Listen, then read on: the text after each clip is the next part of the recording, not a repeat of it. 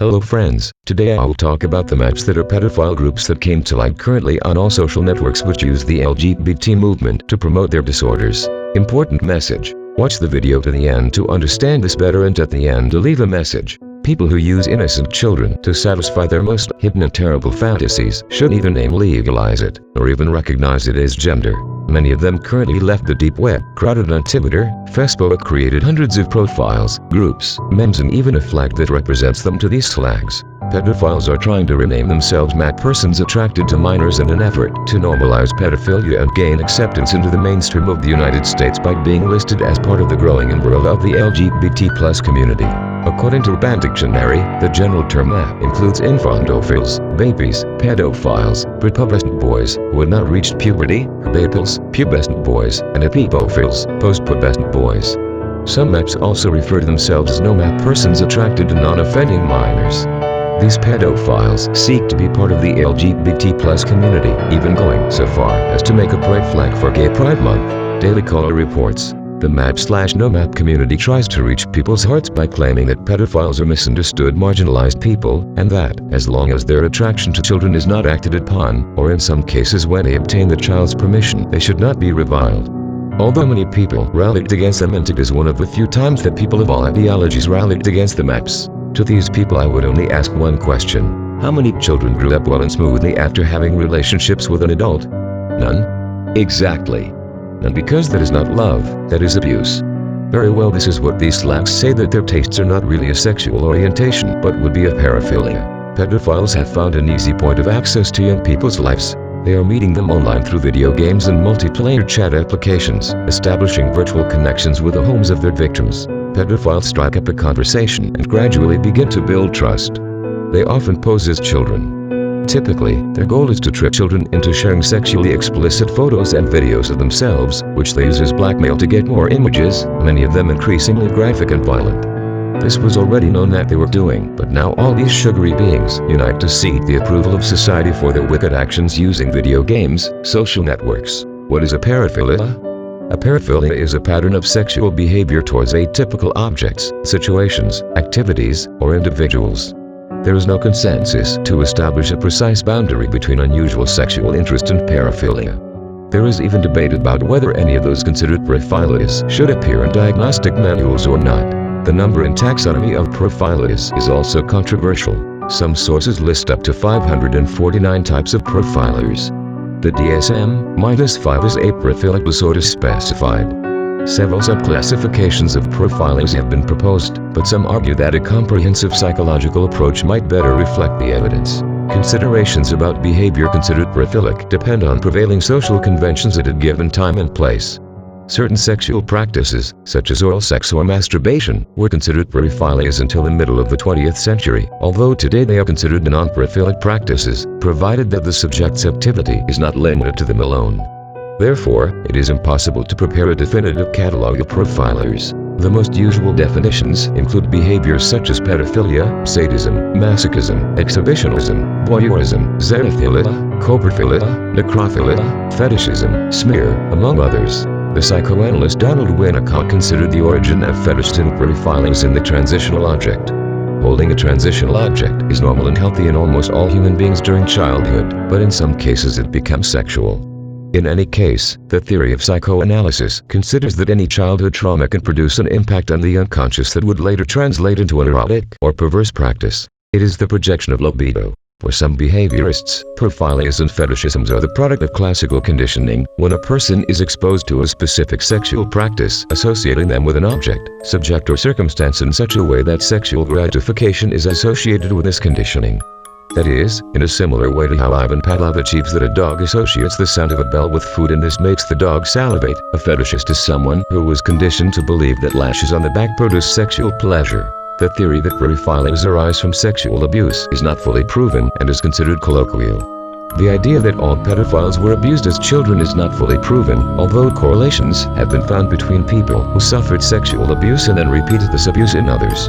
Still, not all abusers were abused, nor did all abused become abusers. However, psychoanalysis postulates that childhood trauma can generate subsequent pathological behaviors through a psychic mechanism that they call repetition compulsion, and that could explain the origin of some profilers.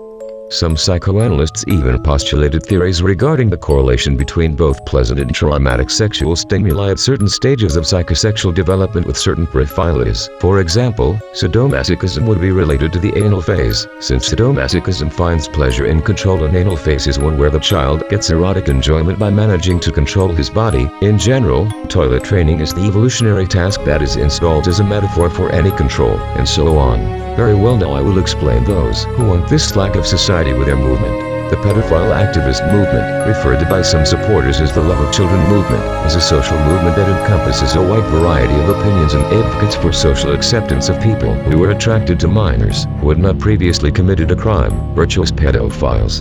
Currently, the practice of this behavior is pursued because it is considered a sexual disorder or pathology. The goals of pro-pedophilia activism include the repeal of the age of consent laws, in order to eliminate from the legislation the use of age as a valid criterion to identify child sexual abuse, or, as a provisional measure, the progressive decrease of that age. The elimination of the classification of pedophilia as a paraphilia by the World Health Organization, the American Psychiatric Association, and other highly recognized institutions. Treatment of this paraphilia: psychotherapy, drugs or substances. Pedophilia can be treated with long-term individual or group psychotherapy and with drugs that alter the sex drive and lower testosterone levels. The results of the treatment are variable. The chances of success are greater when participation is voluntary and the person receives training in social skills and treatment of other existing problems, such as drug addiction or depression. Treatment requested only after arrest and legal action is generally less effective. Simply locking pedophiles in prison or in another institution, even for a long period of time, produces no change in their fantasies or wishes.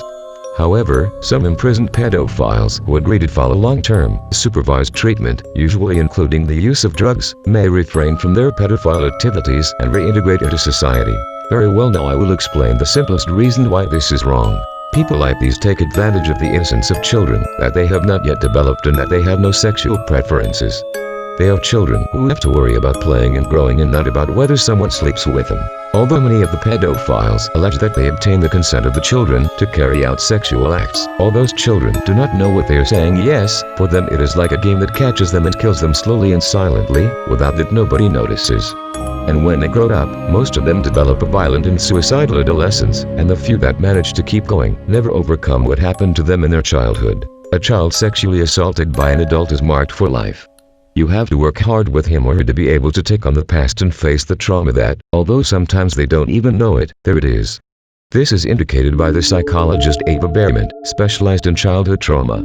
And sexual abuse is one of the most common and most serious that we encounter, he says.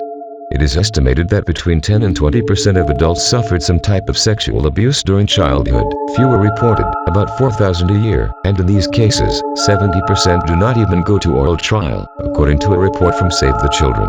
The majority of sexual abuse occurs in the family environment, and around 15 or 20% is exercised by people related to minors and who exercise power, either because they are their educator, tutor, coach or monitor.